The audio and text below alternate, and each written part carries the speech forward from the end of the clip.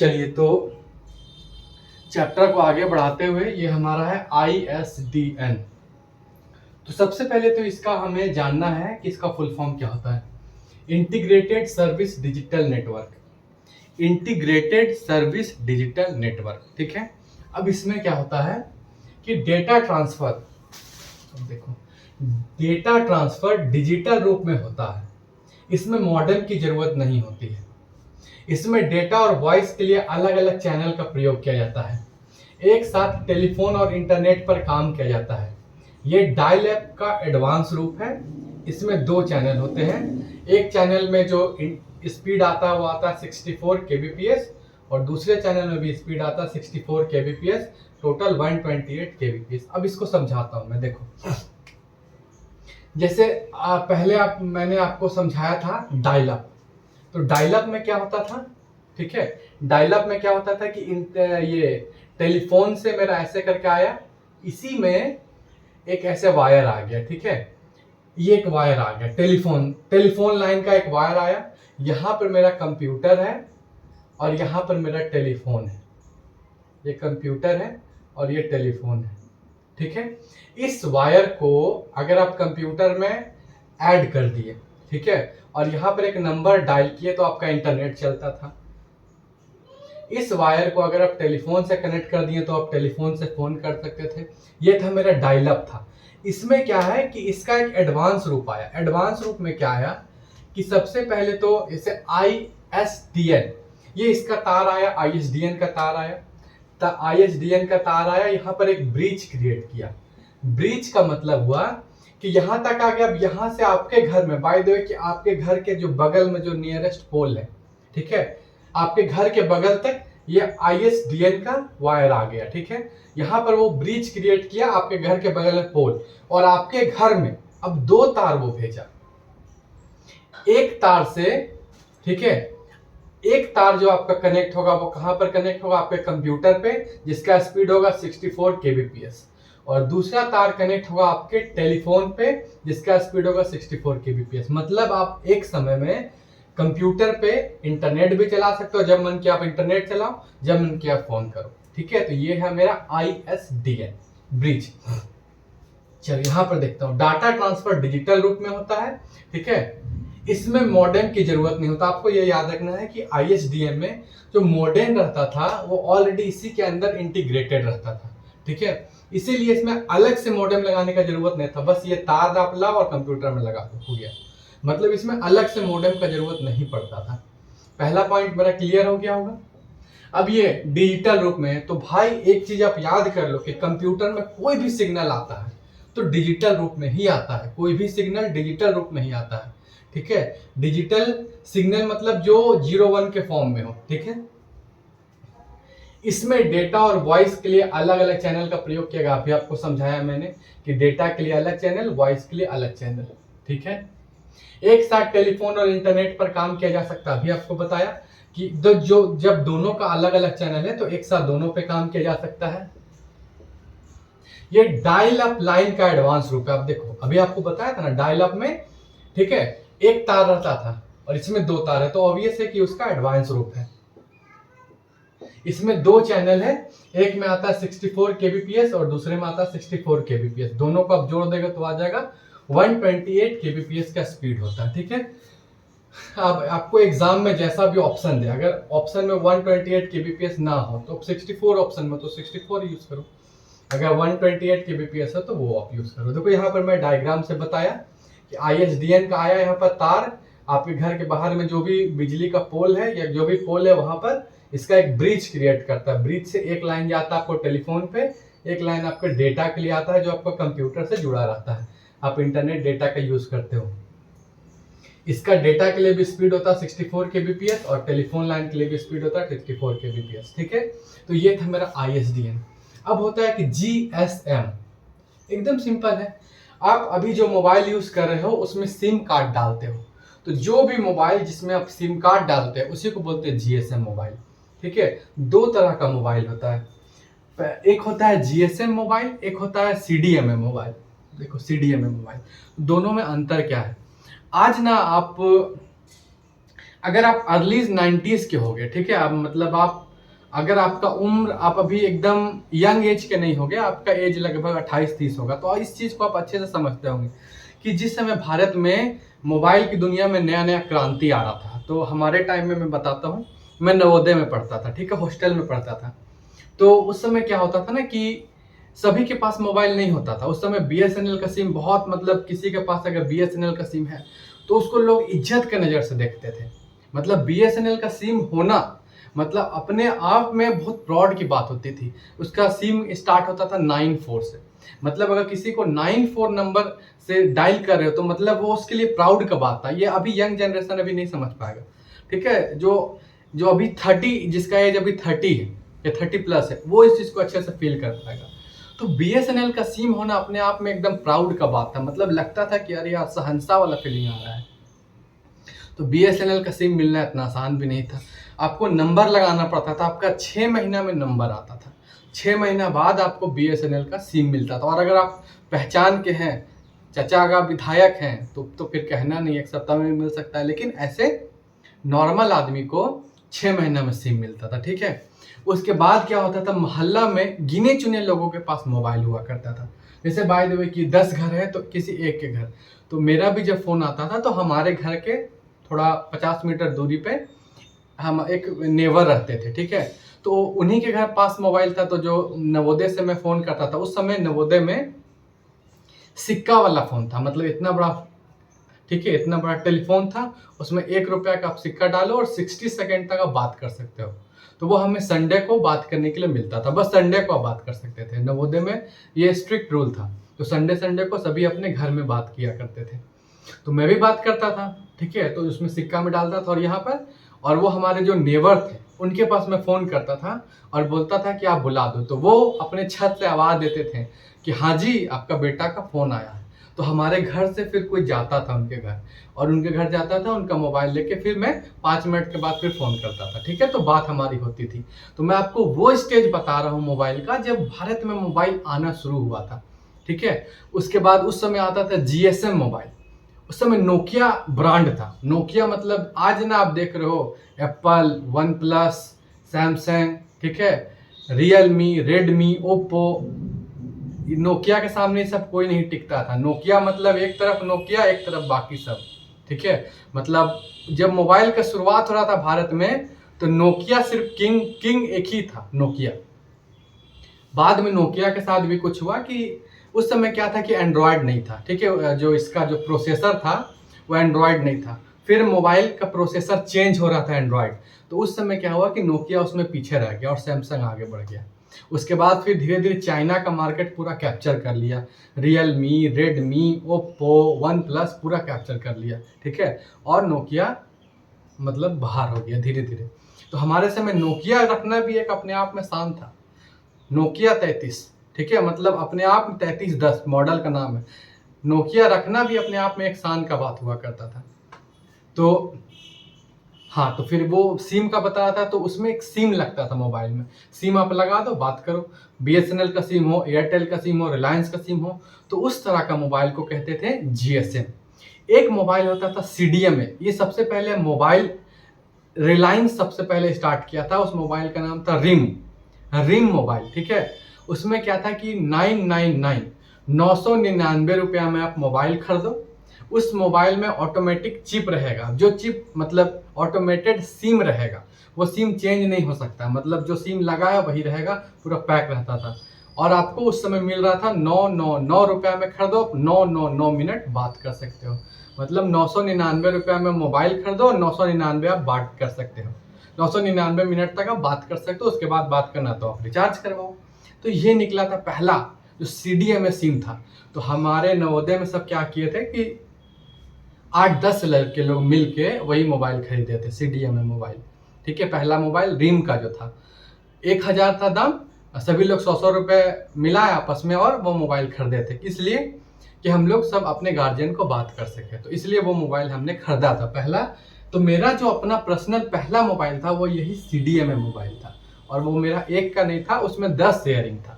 1000 का मोबाइल था, 999 मतलब 1000 समझ लो, और 10 शेयरिंग था, मतलब 10 लड़के लोगों ने मिल के किया था। फिर हमारा जब 10th खत्म हो गया तो फिर 10 लोगों का उसमें शेयरिंग था, तो सबने कहा कि किसी एक बंदा को मोबाइल रखना, रख लो, बाकी को पैसे दे दो, मतलब 50-50 रुपया दे दो, 500 का मोबाइल तुम्हारा हो गया।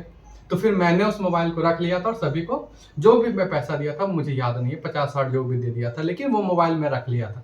तो मेरा ज़िंदगी का पहला मोबाइल ये CDMA मोबाइल था, ठीक है। तो ये अपना कहानी से मैं आपको रिलेट इसलिए क्या कि आप समझ पाओ। तो GSM क्या होता है, जिसमें आप सिम लगाते हो, तो global system for mobile communication. SIM का फुल फॉर्म होता है सब्सक्राइबर आइडेंटिटी मॉड्यूल। इसमें क्या होता है, रोमिंग। अब तो क्या है, जियो पूरा फ्री कर दिया, तो अब का जनरेशन इस चीज को नहीं समझ पाएगा कि हमारे समय में मोबाइल का, अगर आप एक स्टेट से दूसरे स्टेट में बात कर रहे हो तो आपको 2 रुपया पर मिनट लगता था। एक स्टेट में बात करो तो 1 रुपया पर मिनट लगता था। उसके बाद क्या होता था कि आपको एडेड पैक डलवाना पड़ता था। आप जैसे 100 रुपया का पैक डलवाए तब आपको 30 पैसा पर मिनट लगता था। तो वो समय उस तरह का रिचार्ज होता था। उसमें रोमिंग चलता था। रोमिंग मतलब एक स्टेट से दूसरे स्टेट को रोमिंग कहते थे। जैसे आप झारखंड में रह रहे हो, आप महाराष्ट्र में फोन करोगे तो 2 रुपया पर मिनट कटता था, 2.5 रुपया पर मिनट कटता था, ठीक है। 9th क्लास में मैं आसाम में पढ़ता था। उस समय क्या है कि मतलब कि मोबाइल बहुत महंगा था, तो STD में जाता था, वहाँ से फ़ोन करता था, शायद 2 या 2.5 रुपया पर मिनट लगता था। लेकिन घर में बात करना, और अब सोच लो कि 9 में मैं बहुत छोटा था, तो बात करता था तो हमारे पास उतना पैसा भी नहीं रहता था उस समय। तो एक तो बात करने का जो लालसा है वो रहता था कि मम्मी से बात कर रहा हूँ, पापा से बात कर रहा हूँ, और वहाँ समय भी देखता था कि 1 मिनट हो गया, 2 मिनट हो गया, 5 मिनट हो गया, 6 मिनट हो गया, और कैलकुलेट करता था 18 रुपया, 20 रुपया, फिर बोलता था ठीक है रखो। आज क्या है, आज आपके पास मोबाइल है, आप जितना बात कर सकते हो करो फ्री, लेकिन आदमी के पास टाइम नहीं है। पहले हमारे पास टाइम था, लेकिन मोबाइल में बैलेंस नहीं हुआ करता था, ठीक है। 5 मिनट 10 मिनट मतलब ऐसा होता था। और उस समय क्या था कि एक पैक आता था, नाइट पैक, ठीक है, जो भी उस समय बॉयफ्रेंड गर्लफ्रेंड हुआ करते थे, 11 बजे रात से फ्री हो जाता था, सुबह 6 बजे तक रात भर कॉल पे लगे रहते थे, बाकी का टाइम नॉर्मल चलता था, रोमिंग और मैसेजेस होता था, ठीक है। CDMA अभी आपको बता दिया हमने, कोड डिवीजन मल्टीपल एक्सेस का फुल फॉर्म है। ये 3G उस समय चलता था, 2G 3G CDMA का जो फोन आया था, इंटरनेट स्टार्ट ही हुआ था। इंटरनेट जो स्टार्ट हुआ था 2G इंटरनेट बहुत स्लो, फिर आया 3G, फिर 4G, फिर 5G भी चल रहा है, ठीक है। अब है DSL, डिजिटल सब्सक्राइबर लिंक। अब ये क्या है, आपके घर में जो अभी ब्रॉडबैंड दिखता है, आप अगर जियो का ब्रॉडबैंड लगाए हो, एयरटेल का ब्रॉडबैंड लगाए हो, मैं आपको मोबाइल से अभी पॉज करके अपना ब्रॉडबैंड भी अभी दिखाऊंगा। इस क्लास के बाद आपको अपना ब्रॉडबैंड दिखाऊंगा, उसमें समझाऊंगा कि मॉडेम क्या है, ठीक है, सब कुछ बताऊंगा। तो वो जो है ब्रॉडबैंड, वही होता है डिजिटल सब्सक्राइबर लिंक, ठीक है। इसमें भी टेलीफोन लाइन का यूज कर इंटरनेट देने का तरीका है, ये भी टेलीफोन लाइन का यूज करता है। ब्रॉडबैंड कनेक्शन का एग्जांपल है ब्रॉडबैंड मोडम, ठीक है। मतलब अभी मैं बताया था, इसको ब्रॉडबैंड मॉडेम भी बोलते हैं या ब्रॉडबैंड कनेक्शन भी बोलते हैं। एक साथ डेटा और वॉइस टेलीफोन लाइन पर भेजा जाता है। देखो, इसमें एक ही तार पे एक साथ में डेटा भी रहता है और आप वॉइस, मतलब कि एक ही समय पे आप फोन पे बात भी कर सकते हो और इंटरनेट भी चला सकते हो। देखो, तो फिर आप बोलोगे कि इसमें डिफरेंस क्या है, तो इसके लिए अब देखो 2 वायर है, लेकिन यहाँ पर एक ही वायर है, उसमें डेटा भी आ रहा है, मतलब इंटरनेट कनेक्शन भी आ रहा है, और उसमें वॉइस भी आ रहा है। मतलब आप इधर लैपटॉप पे काम भी कर रहे हो, फोन पे बात भी कर रहे हो, व्हाट्सअप कॉल कर दिए इंटरनेट के थ्रू, बात भी कर रहे हो, इधर पे फोन पे बात भी कर रहे हो, ठीक है। DSL का स्पीड ISDN से ज्यादा होता है, ऑब्वियस है ना। इसका स्पीड बहुत कम है, ये जो आपको दिखा रहा हूँ 128 kbps, बहुत स्लो स्पीड है। फोटो आप ओपन करोगे तो बफर करते रह जाएगा, ठीक है। इसका स्पीड बहुत ज्यादा होता है, 5 से 100 Mbps। जैसे अभी हमारा जो इंटरनेट का प्लान है वो 100 Mbps का है, ठीक है। DSL 3 तरह के होते हैं। अब देखो, DSL जो होते हैं वो 3 तरह के होते हैं। एक होता है ADSL, मतलब असिमेट्रिक डिजिटल सब्सक्राइबर नेटवर्क। इसमें होता है डाउनलोड फास्ट और अपलोड स्लो। ये सब अभी मैं आपको प्रैक्टिकल दिखा देता हूँ। मतलब आपका जो इंटरनेट आता है उसमें डाउनलोड स्पीड होता है और अपलोड का स्पीड होता है, ठीक है। तो डाउनलोड का स्पीड ज्यादा होता है, अपलोड का स्पीड कम होता है। अब डाउनलोड और अपलोड में होता क्या, यूट्यूब पे आप गाना प्ले करो तो वो अपलोड हो रहा है, ठीक है। आप उसको क्लिक करके डाउनलोड करते हो तो आपका मेमोरी में, आपका इंटरनल फोन के इंटरनल मेमोरी में सेव हो जाता है, तो वो हो गया डाउनलोड। और आप सिर्फ गाना देख रहे हो, देख के हट गया, तो वो हो गया अपलोड। तो अपलोड का इसका स्पीड कम होता है, डाउनलोड का ज़्यादा होता है। एक होता है SDL, symmetrical digital subscriber link. इसमें क्या होता है, डाउनलोड और अपलोड दोनों का सेम स्पीड होता है। तो हमारे घर में जो यूज़ होता है वो ये यूज़ होता है, ठीक है, घर में जो ब्रॉडबैंड आता है।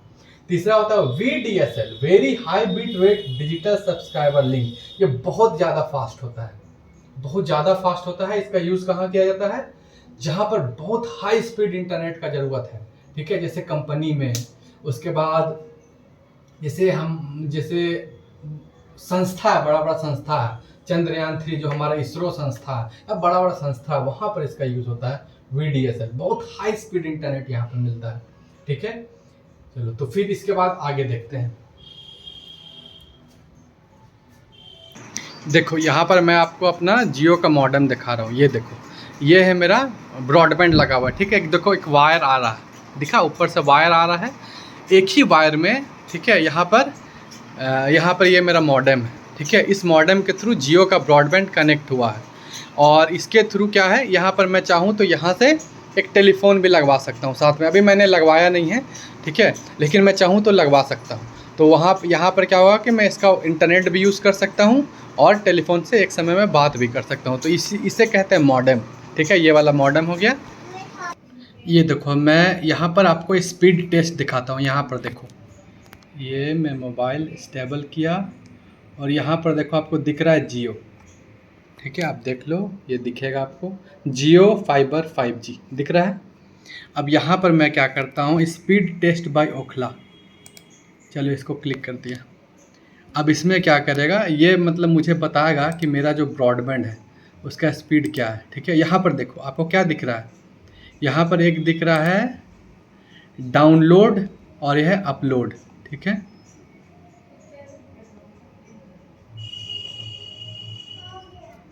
यहाँ से मैं कुछ आपको और दिखाता हूँ। देखो, ये होता है VPN। एक्चुअली में क्या है ना कि ये हमारा कंपनी का लैपटॉप है, तो इसमें बहुत कुछ ब्लॉक रहता है, प्रोटेक्टेड रहता है, आप कुछ नहीं ओपन कर सकते हो। जैसे ये होता है VPN। अगर आप बाय द देखो, मैं दिखाता हूँ फिर बताऊँगा। देखो ये मेरा है VPN है, ठीक है, कनेक्टेड है VPN। ये कहाँ से कनेक्टेड है, मेरा US से कनेक्टेड है। मतलब अगर मैं VPN से अभी कनेक्टेड हूँ, ठीक है, तो बहुत चीज़ क्या है कि US का बहुत चीज़ मैं एक्सेस कर पाता हूँ। अदरवाइज़ अगर आप VPN से कनेक्टेड नहीं हो तो US का या आउट ऑफ कंट्री आप एक्सेस नहीं कर पाओगे। मैं दूसरे लैपटॉप में, ठीक है, ये आपको ओपन किया, Ookla speed test by Ookla. अब देखो मैं इसको गो किया, ठीक है। अब देखो ये स्पीड टेस्ट मतलब मुझे बताएगा कि मेरा जो स्पीड है वो कितना है। आप देखते जाना, आपके सामने मैं प्रैक्टिकल दिखा रहा हूँ। देखो ये यहाँ पर आपको ऊपर में, आप देखो यहाँ लिख रहा होगा अपलोड, देखो डाउनलोड एंड अपलोड दिख रहा है ये। अब यहाँ पर देखो आपको क्या दिखाया, अब पहले डाउनलोड का स्पीड है 15.97 Mbps, ठीक है, अभी स्पीड कम है। अपलोड का स्पीड देखो आपको चेक करके बता रहा है कि कितना है। जियो का 5G मेरे पास लगा हुआ है, ठीक है।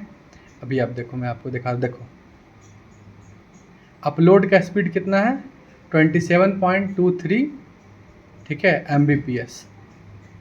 अब यहाँ पर एक चीज़ देखो, ठीक है, तो यहाँ पर क्या है कि डाउनलोड का स्पीड, ऐसे जनरली क्या होता है कि अभी जैसे ब्रॉडबैंड में स्पीड हमेशा चेंज होता है। अब देखो यहाँ पे 15 या 27 है, अभी तुरंत मैं चेक करूँगा तो फिर स्पीड चेंज हो जाएगा, ठीक है। तो क्या होता है कि चेंज होते रहता है, लेकिन जनरली जो होता है वो क्या होता है कि डाउनलोड का स्पीड ज़्यादा होता है और अपलोड का स्पीड कम होता है। देखो फिर से मैं चेक करता हूँ, रुको, ठीक है। ये स्पीड वैरी करता है क्योंकि बहुत सारे लोग एक ही वायर से कनेक्टेड होते हैं मोहल्ला में। जैसे बाय द वे 500 लोग हैं तो 500 फैमिली एक ही वायर से कनेक्टेड हैं, तो इसीलिए टाइम टू टाइम ये डाउनलोड का अपलोड का स्पीड बदलते रहता है। तो फिर से मैं टेस्ट कर रहा हूँ कि अभी मेरा करंट जो है जियो वो कितना स्पीड मेरा दे रहा है। देखो अभी आपको कितना दिखाया था 15, अभी देखो तुरंत हो गया 20, देख रहे हो स्पीड मेरा चेंज हो गया।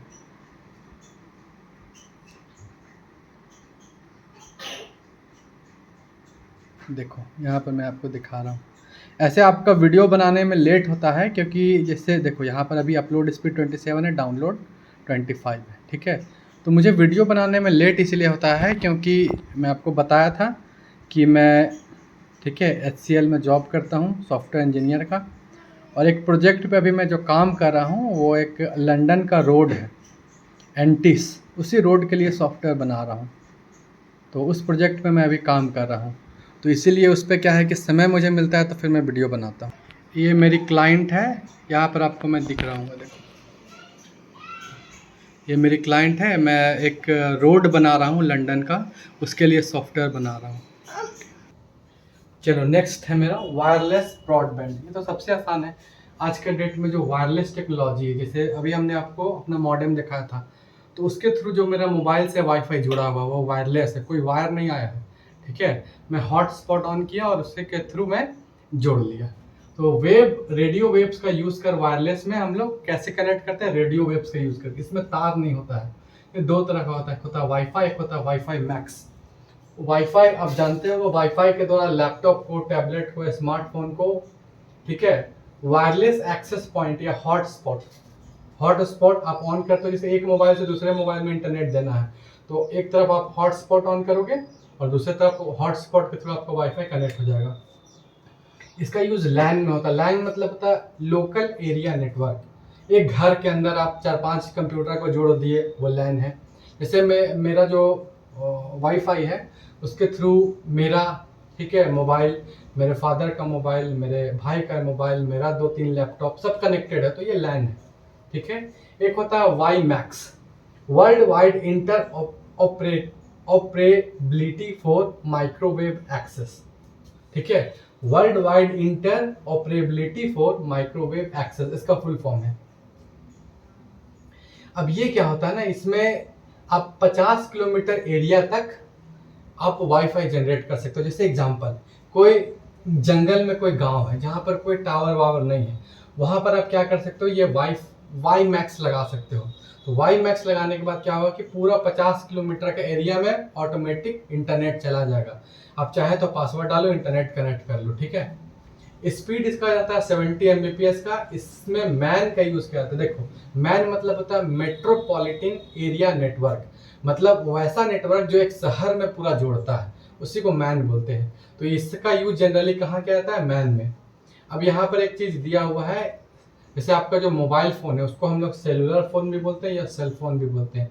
आपको वहाँ पे नोट दिया हुआ है, ठीक है। तो सेलुलर फोन या सेल फोन को भी हम लोग वाईफाई से कनेक्ट करते हैं। चलिए अब हम लोग नेक्स्ट टॉपिक पे आते हैं।